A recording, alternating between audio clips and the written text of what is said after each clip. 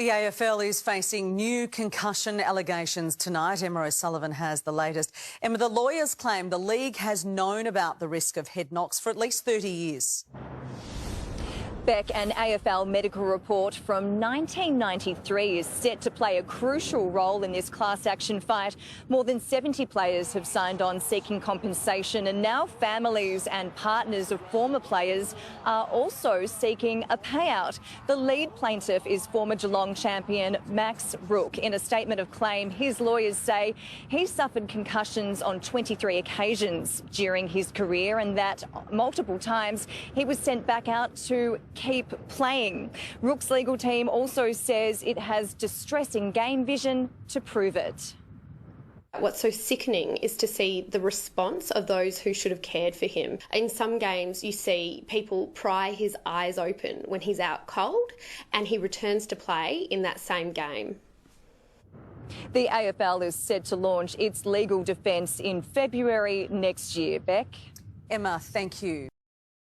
Coroner John Cain has told the AFL it needs to reduce full contact training sessions by 2025 as he handed down his findings into Shane Tuck's death. The AFL star played 173 games for Richmond before he took his own life, aged 38. An autopsy found he had CTE, a debilitating brain injury linked to repeated head knocks.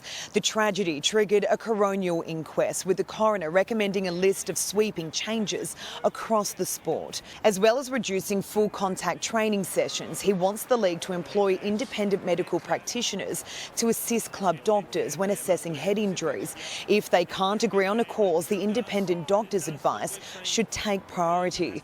He also wants concussion spotters on the sidelines who aren't connected to any club to remove players from the field if there's a concern. The coroner also wants more to be done in terms of research, telling the AFL it needs to develop baseline neurological testing for each player at the start of every season. Shane Tuck was a tough and fearless footballer.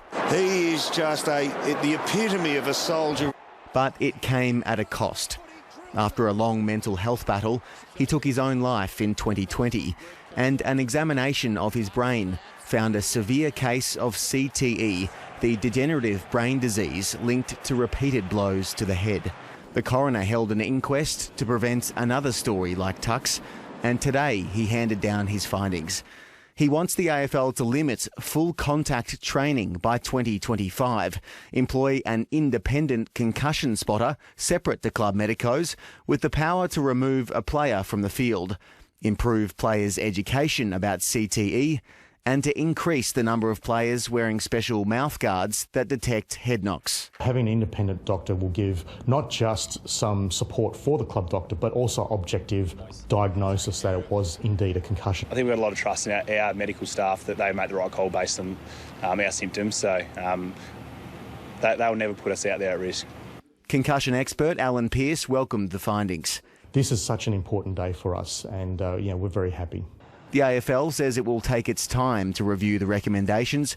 It must formally respond within 3 months. Shane Tuck's family didn't attend court in person today, but his sister Renee said in a statement she's very pleased with the coroner's findings and that CTE is a hideous disease taking lives at a rapid rate, and that following today's findings, it can no longer be swept under the rug. Renee says her brother has left a legacy to help others in the future and is forever their warrior. Tom Maddox, ABC News, Melbourne. Well, it certainly highlights the danger of repetitive impacts over many, many years. So this issue is more than just about concussion. Concussions are obviously a brain injury and have their own issues in terms of being danger to the brain. But what we're talking about is the hundreds and tens of thousands of impacts in a career that can contribute to CTE risk. OK, so the coroner's report was released today. We'll go through a few of the recommendations now. How do you feel about limiting the number of contact training sessions? That's something that we're taking from overseas experience. So in the UK with rugby, they've limited contact training in their professional athletes to 15 minutes per week. So this is something that can be done here certainly as well. And so what do you think about that 15 minutes per week in an AFL setting? Yeah. What I think it means is that, coaches should be training smarter rather than just traditional hard training, work on skills, work on strategies. There's certainly ways that we can still keep the standard of the play high, but just not, physically demanding all week until the weekend's matches. And how important is that as a strategy in trying to limit the possibility of this disease? Well, it certainly reduces the, these repetitive impacts that occur in every training session. So, players can be clocking up maybe, hundreds and hundreds of these small hits over a season. So it will reduce the number quite significantly and hopefully the risk as well. What do you say to kind of old timers who might scoff at something like that and say, "Oh, come on, we need a bit of tough training"?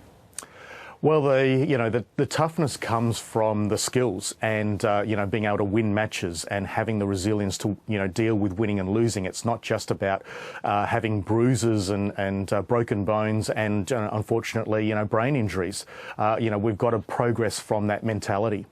What about, this is another recommendation, an independent medical practitioner to attend every AFL and AFLW game?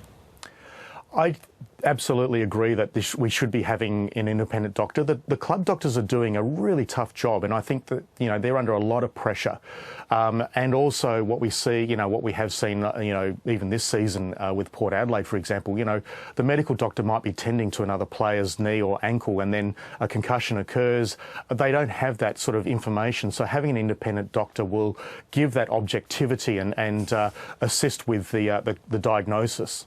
This will presumably come at significant cost, this recommendation. Are you expecting any pushback from the AFL on this?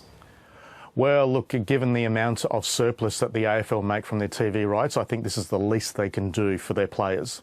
What's the legal importance of these recommendations? If the AFL were not to implement these, could this open up the AFL to legal action or improve the chances of success of any such cases?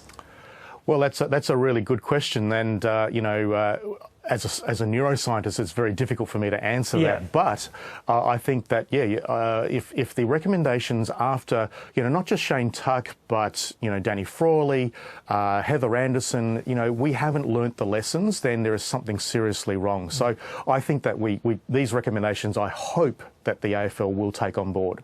What about the lessons for other sports from this?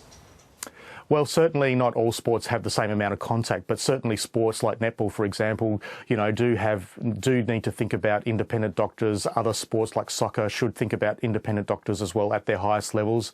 Again, we've got to think about the health and well-being of our elite athletes who give so much every week for our entertainment. Elite athletes there. What about junior sport and other grades? Yeah, I think at the lower grades, obviously it's very difficult with medical doctors, but we can certainly take on the recommendations of modifying the sport for juniors to reduce as much contact as possible during the development years. We can look at club players changing the culture towards concussion, limiting the amount of contact as well is something that won't cost a lot of money, but certainly can help players play for a long time as well, not retiring at 20 or 21 because of too many head injuries. Yeah. OK, Alan Pearce, thanks so much for having me chat to us. You're welcome. Thanks for having me.